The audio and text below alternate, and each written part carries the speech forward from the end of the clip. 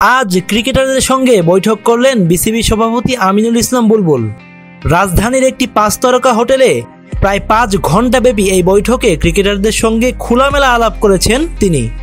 এই দীর্ঘ আলোচনা ফলপ্রসূ হয়েছে জানিয়ে বুলবুল গণমাধ্যমকে বলেছেন, খেলোয়াড়দের জিজ্ঞেস করেছি লজিস্টিক, অ্যাটায়ার, অনুশীলনের সুবিধা, মেডিকেল, ওভারঅল সাপোর্ট আমরা কতটুকু করতে পেরেছি।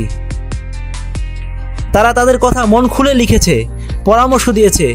সেখান থেকে আমরা জানতে পেরেছি আমাদের অবস্থান কোথায়।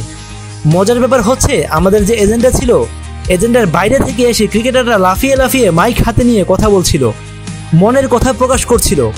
এটাই সবচেয়ে আনন্দের ব্যাপার বলে অভিব্যক্তি প্রকাশ করেন বিসিবি সভাপতি। লিটন শান্তরা কিভাবে বিশ্বসেরা ক্রিকেটার হতে পারবেন সেই টোটকাও দিয়েছেন বুলবুল। বিসিবি সভাপতি বলেন, আমাদের ক্রিকেটারদের সঙ্গে যেটা আলোচনা হয়েছে, পারফরমেন্সটা কিভাবে আরও ভালো করতে পারি। আমাদের কাছে মনে হয়েছে যে তারা এক একটা বড় পাওয়ার হাউস। এক একটা ক্রিকেটার কিভাবে বিশ্বের সেরা ক্রিকেটার হতে পারবে সে আত্মবিশ্বাসও তাদের দেওয়া হয়েছে। বৈঠকে জাতীয় দলের ক্রিকেটারদের পাশাপাশি আরও উপস্থিত ছিলেন বোর্ড পরিচালক আকরাম খান, প্রধান নির্বাহী কর্মকর্তা Nizamuddin Chowdhury Sujan, spin bowling coach Mushtaq আহমেদরা।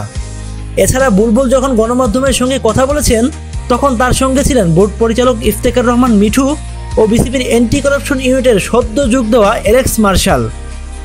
Bangladesh দলের নেক্সট অ্যাসাইনমেন্ট সংযুক্ত আরব আমিরাতে টি-20 ফরম্যাটের এশিয়া কাপ। তার আগে প্রস্তুতির অংশ হিসেবে নেদারল্যান্ডসের বিপক্ষে ঘরের মাঠে 3 ম্যাচের টি-20 সিরিজ খেলবে লিটন দাসের দল।